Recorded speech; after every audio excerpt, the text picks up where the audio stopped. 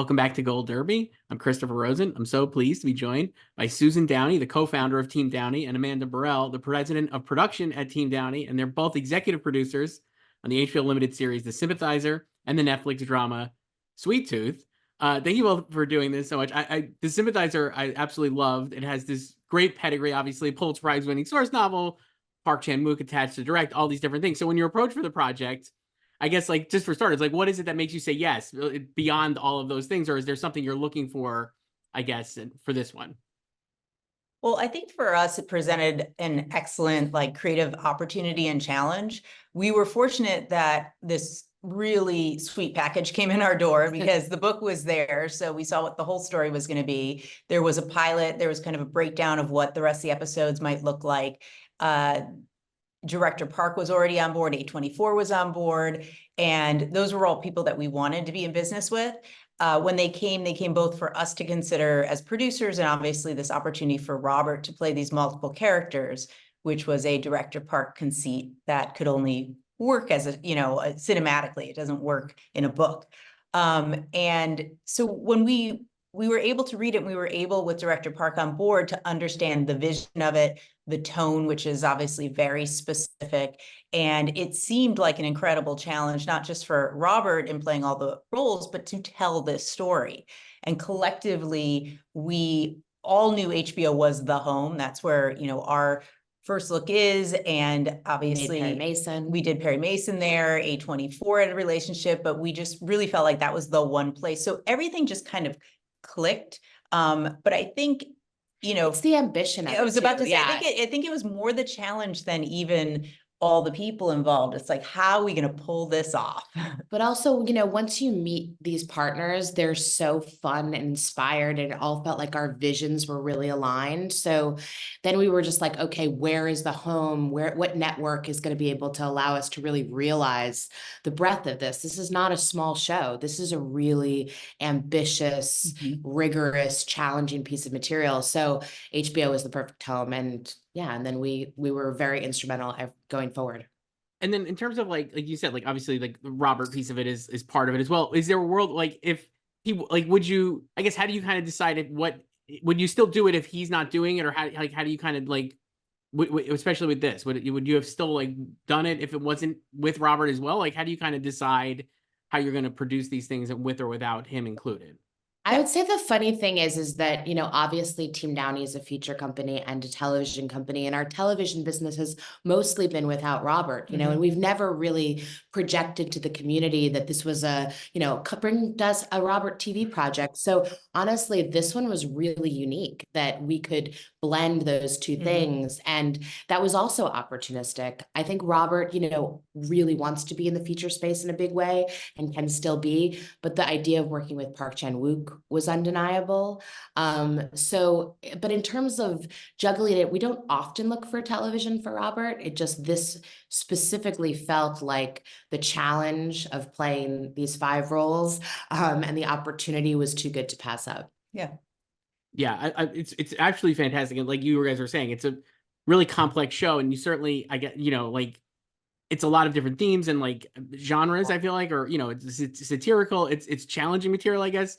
I love that about it. I guess for you guys then, like, are you, in helping execute the vision, is, like, how much of it is your job to, like, remove roadblocks, I guess, or, like, how do you kind of, like, work? And especially with, you have these great, like you said, these incredible creative partners. I mean, Director Park is, like, just one of the greatest directors of all time. So, like, how do you, what is your, like, day-to-day process on it too? Yeah. We feel our responsibility is sort of to create a bubble around the creatives so they can do their best work. And whether that's the showrunners, the directors, the actors. So a lot of times it is understanding from the onset what the true north is, what's the ambition, why are we telling this, thematically, what do we want to say? Visually, how do we want it depicted? And once we're all in agreement, we just want to surround our team with the best people to execute that and then kind of keep the noise away from them. So whether that's noise about budget, location, whatever might come up, even sometimes notes from like a studio or from, HBO that would make sense, but maybe the specifics weren't quite right. You know, those are the kind of conversations and stuff that we deal with. So Director Park, so Robert, so Don McKellar, they can all be doing their best work. I mean, that's what we really see our job as. Yeah. And I think in terms of, we're also, we kind of challenge them. We're the fresh eyes. We're like, a lot of it was, this captain character is very internal. There's a lot that he has to hide from the audience. And when you just write it out the book, it's, so much of it's in his head. So we really were pushing to be the audience for Director Park of, we're not going to really understand this. This is not going to come through. Is there a way to dramatically realize this in a way that you didn't expect? There's an accessibility that we knew, even though HBO does this elevated prestige stuff, they still want the audience. So you have to make it accessible. Yeah. And that sometimes has to do with tone. It has to do with pace. It has to do, in this particular situation, with that balance of being really true to the material, but also making sure that we aren't alienating the largest audience possible. Yeah. Yeah, that makes a I lot would of say sense. the collaboration with Director Park, he was eager for it. Yeah. Like he wasn't, I think, people go into perception about an auteur and they're like, it's just them.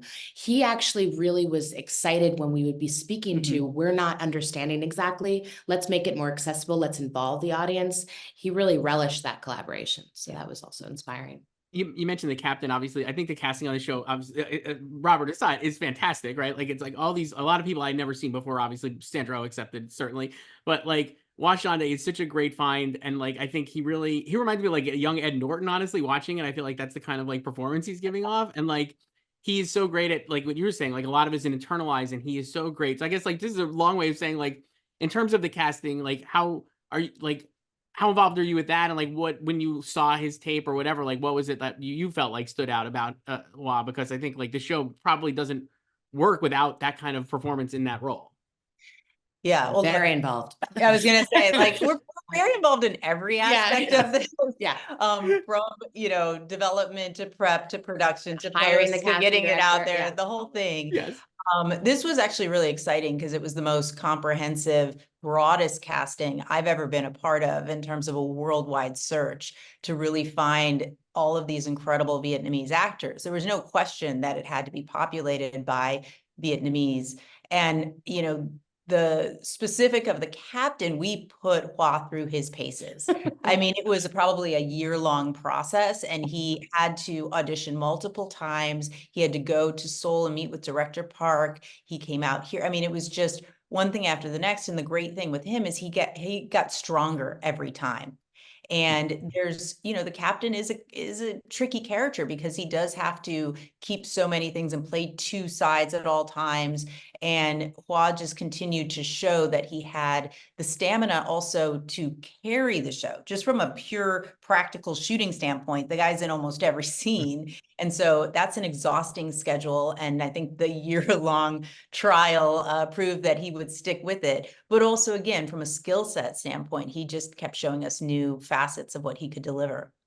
Was there any part of it that's like, do you remember, like, was there something where you're like, oh yeah, he actually does have it? Like, was like over that year, did you know, was there a point where you knew that he was it? There were so many times where we were like, oh, like where he just bowls you over, but there were also other great actors. Like it's kind of like there were all these different versions of the show, which is the opportunity and the fun of doing a first season and building a show. It's like you get to see it. Oh, is that the tone we want? There were people that took things slightly more comedic. But then I think actually also Viet was very involved, and he saw a lot of the tapes later on. We really wanted his counsel at every step. And his gut was always Hoa. Yeah. Saw him as the character that he created. And then, we just were really, and HBO too, everybody had to kind of rally behind him. And by the end of this trial, we were all very firm. Well, the interesting thing with that character is he is truly the linchpin of the show. Yeah. So there were many other roles that we were simultaneously casting. Yeah. Again, some of the actors, it's not even their day job to be an actor. They do other things. I mean, that's how wide a net our casting directors had cast. And so for us, it was interesting because we had sort of favorites in other areas, but Earmarked. yeah, but the relationship among these three blood brothers is so important. And unless you know who the captain is, you can't really do Mon and Mon. You can't put them in there. So it was always, because it was, once he clicked, it's like it was like a game where everyone else just sort of clicked into place after that. Oh, if you have him, then this is who Yeah, you it could was have. like a Yeah, puzzle. it was fun. It's great. You obviously we talked about Robert playing the five as it turns out 5 different characters, which is it's just Yes. a fantastic conceit, and he's so good in each of them. I think I read another interview. I think you guys are with you, and you said that I think this came to you like after Oppenheimer, but before Oppenheimer came out. I guess right, like the idea of him, and I guess like just in terms of him, like you didn't know what the future would hold maybe with the Oppenheimer performance, right? And certainly like the awards run and all that stuff, but you probably knew it was a great performance. So I guess like what was like in terms of like all these discussions with Robert too, like what are you kind of, or what is he looking like, what were you looking for at that time for him to like come off of Oppenheimer with? And like this feels like such a perfect role for that, but it's like it kind of amazing that it worked out that way, I guess. So like what were you guys thinking about for him? Yeah, I mean, I appreciate the way you're saying it because Yeah. we're not super calculated. We really aren't. I mean, it's like, what are the great opportunities? Feels And right. I think for him, he's always looking for a new challenge. He's done a lot of movies. He's worked for a long time. He's played a lot of different type of characters. So it's always, what hasn't he done before? And I think the opportunity with Christopher Nolan was to get into this nuance and this subtlety and to be very respectful to the fact that he was playing a real person who he wanted to give depth and dimension and understanding to, yet he was, the antagonist of that story. I think coming into this opportunity, he felt like a little bit of, a quail kind of ready to like spring out because he had to be so restrained in the performance as Louis Strauss that this opportunity he saw tonally, he could heighten his characters a bit since they are through the perception of the point of view of the captain.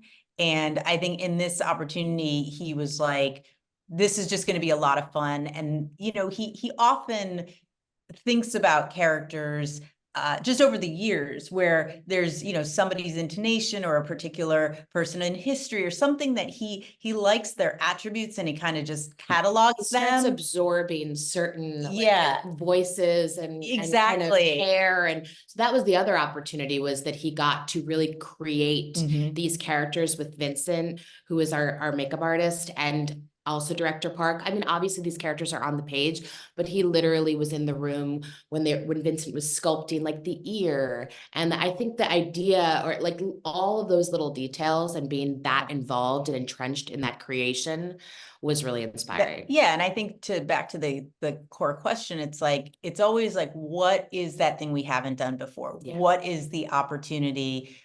Because he really isn't, and we aren't really interested in repeating characters he's done before, even if, it's not the same story. Right. I got to talk to Vincent too, and it's incredible. I think all the makeup is just incredible. It's like uncanny. You know what I mean? Like it's like, and the subtleties of like changing his face and the characters and stuff. I guess like in terms of that, like what was it like for you guys to like see that in action? I mean, obviously it's one thing to like know that that's going to happen. To see it in action, like kind of what kind of feedback are you giving on the way he looks and like the way that those characters are all presented, I guess. Well, it was, I mean, Vincent came on very early in this process, and immediately he started talking about the little subtleties. Robert really wanted to make sure he didn't look like a Muppet, as he called it. Like he wanted to make sure you could just actually believe that these are just these people, obviously. So he shaved his head. He was ready for all that. He was like, this is what I'm doing.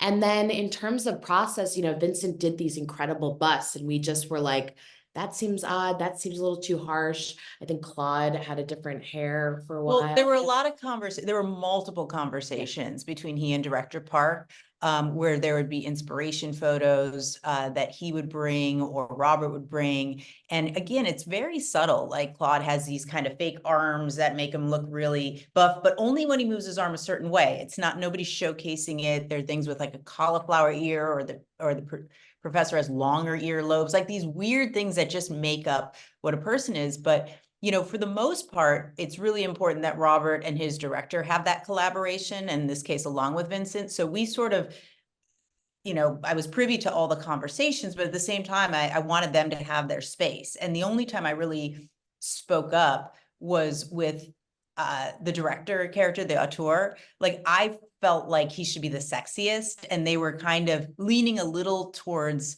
just slightly less attractive version of him. And I'm like, no, no, no, no, no. Like, he's got to represent all the allure of Hollywood. And so he shouldn't be like movie star handsome. He's the director, but like so that was the only time that I kind of mentioned anything, but they were all like, oh yeah, you're right, you're right. But I didn't say what that meant. They had to then go interpret the note. Yeah. Right. I just, as a sidebar, I love that episode. This show is great. I like love that episode was so like, I just absolutely loved it. I thought it's like so great. The satire is so great, and Robert is obviously so great. And I just love the machinations of making the fake Vietnam War movie. I found like just wonderful. I know that was directed by Fernando Mariales, right? Like, did you, in terms of like figuring out which directors would come after Park in the show, like what were those discussions like? How did, like, he's great, and like I just love his work in general, but I was like, oh, that's like, it was just a great choice. And then obviously Mark Munden, obviously for the later episodes, I just found all of that, they all work so well together, I guess. So I just like, how did you kind of land on that? Yeah. That was one of our biggest challenges, you know, when we were going into making this initially. Director Park was going to do all the episodes. And then when he started to look at his show running obligations and what that was going to feel like and look like, he was just like, I can't. 104 always, we were like, let's do something a little crazy and get a director. You know, one of our producing partners, Neve, had previously worked with Fernando before, and he just kind of had a sense. He was like, you got to meet this guy. And we met him, and he's just this whirling dervish of energy and fun and joy and kind of very seductive in his own way. And so and he immediately connected to the story. He loved the opportunity of skewering Hollywood a bit, but also kind of lovingly. So he was an amazing choice, and he jumped in pretty quickly. He had just finished Sugar. So we were lucky enough that he was kind of willing to stay in Los Angeles to do this.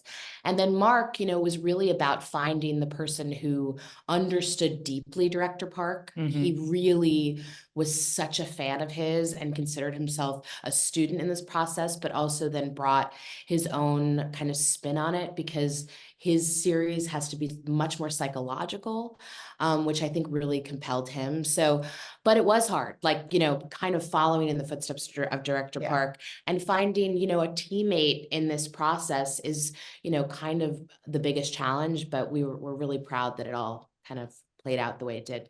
I like that it looks like perfect, effortless choices I know. at this point. Like, that's great, perfect. It does. Good job. You did it. Worked. You nailed it. It's great. You're all so good, and all kind of works together. I know we have to wrap up here in a minute, but I wanted to bring up Sweet Tooth as well. It's obviously coming back for its third season on June 6th, right, on Netflix. I guess, like, how has that show evolved for you guys, and like, what are you excited about in terms of season 3, and like what can we expect, I guess? Yeah. Well, we're really excited for audiences to wrap up, you know, their adventure with our little dear boy, Gus. I think there's going to be a lot of interesting questions answered by the end here. I think that there's really kind of great twists and turns in this, and it just ups a little bit of everything. The core of it, in terms of his optimism and hope guiding the way, and Gus's belief in humanity, is still our north, you know, kind of like our true North Star there. But this season, it's just, the scope is bigger, the stakes are higher. You get answers to a lot of really big questions that we've been kind of setting the audience up for these last 2 seasons. And also, you know, Gus, the coming of age journey is kind of completed. He's older, he's wiser, he's loved, he's lost, he's gone through a whole lot in this journey. And so this adventure in the last season is really upping all of those feelings and emotions. I think what this show does best is engages an audience in an emotional experience. And this one, like we all still, like, even as many times as you watch it, still cry at the end. That's so that's you know. Yeah. Have you, like, what have you, like, I'm doing these 3 seasons, like, what, I guess, what have you learned? I guess, for lack, you know, like, just, I'm sure there's like probably a million things, but like, what would you say, like, is like the one thing that you were maybe surprised by embarking on Sweet Tooth, that like you now are like, oh, that was great, or so unexpected for us? Well, I think in general, you go into a show where the lead is a little deer hybrid boy. Like, I think the fact that it worked at all, it tells you to trust those weird instincts, because Yeah. that is the strangest thing and that is the biggest buy-in, but it opens up, like good genre does, the ability to have so many incredible conversations. And the themes that we got to explore about otherness or about family were really important. I think that it was exciting for us to be able to capture this multi-generational audience, Yeah. and take them on this adventure and let them, the younger audience grow up with Gus, but the older audience is always going to see something in it, because it is really talking about other stuff, even though it is wrapped up in this kind of like beautiful genre Fairy piece. tale, Yeah, yeah. it's sort of this, incredible kind of fairy tale world. So I think that was sort of the biggest thing for us, is just don't be afraid, because it can work if at its core, it's really trying to say something. Right. Yeah. And there's interesting characters that we haven't seen before. So Yeah, and that we can't be afraid of darkness, but also there's so much hope. I don't know. I think it forced us to realize the importance of taking big swings, yeah. you know? Yeah, I'm glad, because as a viewer and a fan of a lot of the stuff you guys are doing, that is great for me, because you get these great shows, Sympathizer and Sweet Tooth, both of which you could watch. Sympathizer on HBO and streamed on Max, and Sweet Tooth on Netflix. Susan Downey and Amanda Burrell, thank you so much for doing this. I really appreciate it. Our Thank pleasure. you. Thank you.